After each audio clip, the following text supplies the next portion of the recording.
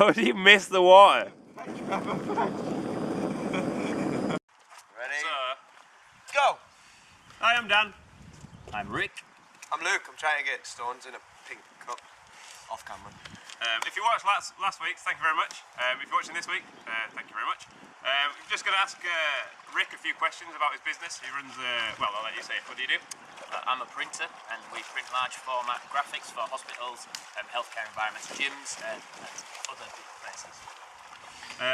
So we want to kind of focus a bit on business in these vlogs. Last week there was a lot, entrepreneurship. Last week there was a lot of people complaining. I wasn't calling it the right thing. So this is a vlog. But yeah, we're going to focus on that. So we've got 3 questions for Rick. Oh no, 1 question for Rick, and basically we want to know the 3 hardest lessons you've learned in business so far. What can you recommend to our viewers? Okay, so the first things that spring to mind for me are good people, keeping good people. I've had quite a few guys who work for me over time, and you know, the ones that have meant the most and have done the most, and you know, really activated my business or allowed me to do what I needed to do. As they've moved on or life things happen, what I should have done in hindsight is keep hold of them, whatever it took to keep hold of them, and that's one of my key points. Another one is we had some problems with Google in that we used to rank for #1 and everything was brilliant and life was great. What did you do to get high up on Google? Nothing. Right. We did. How'd you end up getting on first page? I want that. It was good. Yeah.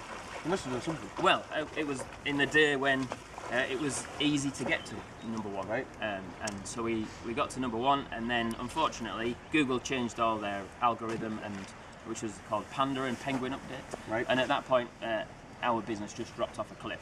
It's worth maybe just mentioning that there was, back in the day of SEO, there was a lot of things that Google kind of, it would let you do and let you get away with. So kind of, they were called link farming. So you could kind of get people to link to you, and it would push you up the rankings. And there was a lot of SEO companies back in the day that kind of encouraged it because it was kind of hacking the system and it was doing the right thing and it got you on the first page.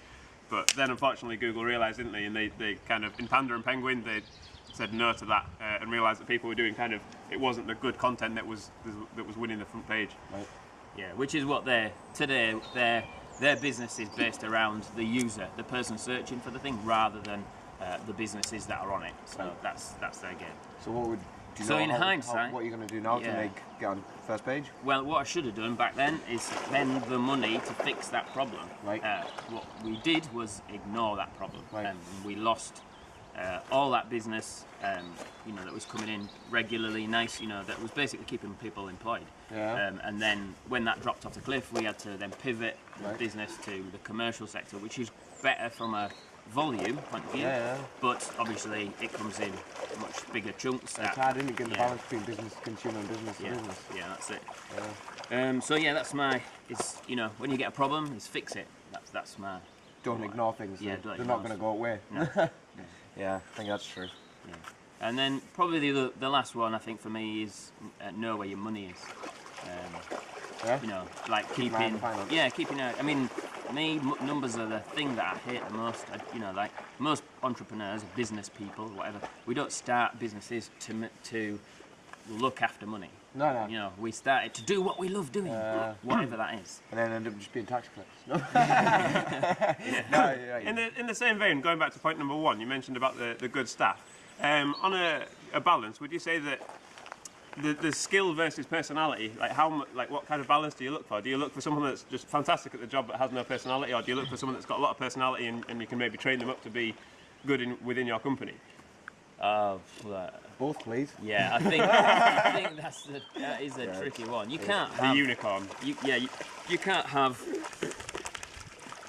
Well, if you find someone with both of those, with the skill and the personality, as in someone that you get along with, someone that you can trust to do stuff, that's the person you have to keep. Goldilocks. Yeah, whoever right. it is, you have to keep. I like that.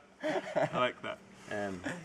But in terms of content-wise, you know, like what their skills-wise is, I think that's probably less important if they've got the aptitude to learn it, because not everybody, you know, you can get along with someone and they can't learn that skill. Some people are learners, aren't they? They can take on different skills from wherever.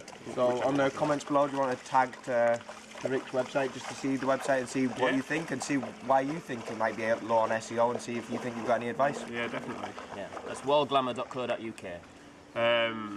And Rick also writes like he's doing 1,000 words a day. He's trying to get me to do it as well, but I've been pretty rubbish at it. So Blogs are hard. yeah. Blogs are really so hard. if you want any good insights into kind of business and things, he's doing a regular blog for that. So I'll post a link to that too. And just to answer a couple more questions that were on the last week's one. Axl Rose in AC/DC. I have no idea. I thought that was a spoof post. So it is actually a thing. I've seen some video footage. And at first I thought it was terrible, but that's possibly because of video footage, because I've met someone that knows someone that knows someone that's been to a gig and they said it was fantastic and Axl Rose actually did them proud. And if what's his face, the main singer, can't actually sing anymore, they need someone good, don't they? So because their music's fantastic. And then the other question was beard care, but I mean I'm pretty scruffy. He actually maintains his. I don't know about you. I'm so lazy. Do you not use beard oil? Like I was naturally blessed with voluptuous beard hair. And Okay. that's it. That's all I got. That was my only good gene. I shave mine once every 3 months and then it grows back. So if you'd like to sponsor this podcast and you have beard products, you know where to yeah, because we kind of need something. And then the last one was, it's a vlog. So thanks for watching. Be honest though, who's got the best shorts? I think I have. Please. But yeah. Should you do a hitchhike?